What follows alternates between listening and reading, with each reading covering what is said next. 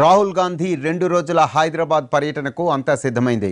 ఇక ప్రతి నెలకు 1.5 రోజుల సమయాన్ని తెలంగాణకు కేటాయించబోతున్నారు రాహుల్.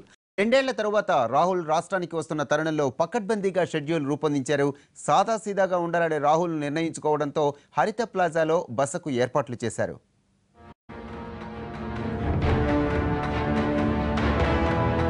రాహుల్ గాంధీ 2 రోజుల పర్యటన అంతా బిజీ షెడ్యూలే. రేపటి నుంచి ఎల్లుండి ముగిసే వరకు వరుస సభలు సమావేశాలు ఉన్నాయి. రేపు మధ్యాహ్నం 2:30 శంషాబాద్ ఎయిర్పోర్ట్లో దిగుతారు రాహుల్ గాంధీ.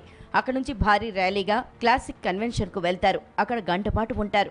తెలంగాణ అన్ని జిల్లాల నుంచి తరలివచ్చే 7,000 మంది మహిళా సంఘాల సభ్యులతో భేటీ అవుతారు.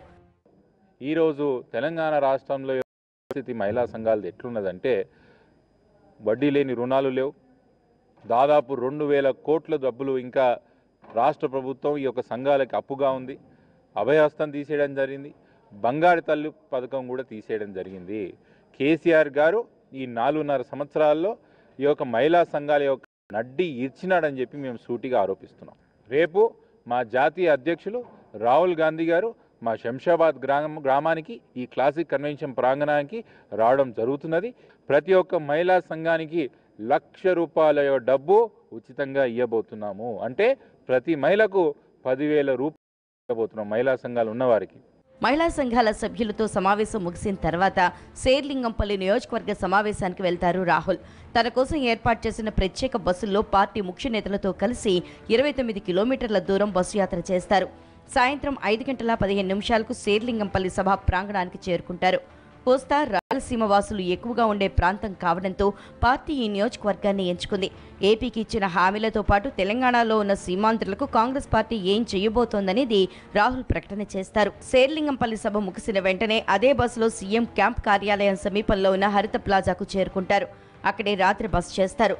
సమయాన్ని పార్టీకి సంబంధించిన ముఖ్య నాయకులతో మీటింగును ఏర్పాటు చేసుకుంటారు. దీంతో మొదటి రోజు పర్యటన ముగుస్తుంది. ఇక మరుసటి రోజు షెడ్యూల్ ఉదయం 9 గంటల నుంచే ప్రారంభమవుతుంది. పీసీసీ కొత్తగా ఏర్పాటు చేసిన టెలికాన్ఫరెన్స్ ద్వారా రాష్ట్రంలో ఉన్న సుమారు 32,000 మంది బూత్ కమిటీ అధ్యక్షులతో రాహుల్ గాంధీ మాట్లాడతారు. ఆ తర్వాత గంటన్నర పాటు పార్టీ సీనియర్ నాయకులతో సమావేశం ఉంటుంది. ఆ తర్వాత 10:30 నుండి 11:30 వరకు ఎడిటర్ల సమావేశం ఉంటుంది. అభిప్రాయాలు పంచుకోవడం, పార్టీకి సలహాలు సూచనలు చేయటం లాంటివి ఈ సమావేశంలో ప్రధానంగా ఉంటుంది. 12 నుంచి 1 గంట వరకు యువ పారిశ్రామికవేత్తలతో సమావేశం ఉంటుంది. రాహుల్కు దేశంలోని పారిశ్రామికవేత్తలతో ఇదే తొలి భేటీ. తర్వాత హరిత ప్లాజాలో లంచ్ చేస్తారు.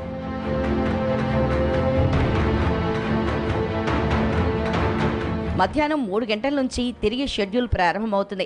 హరిత ప్లాజా నుంచి 3 గంటలకు బయలుదేరి అమరవీరుల స్తూపానికి చేరుకుని అక్కడ అమరులకు నివాళులర్పిస్తారు. తర్వాత బస్సు యాత్రతో సరూర్ నగర్ స్టేడియంకు చేరుకుంటారు. సాయంత్రం 5:30 నుంచి రాత్రి 7 గంటల వరకు సరూర్ నగర్ నిరుద్యోగ గర్జన సభలో పాల్గొంటారు.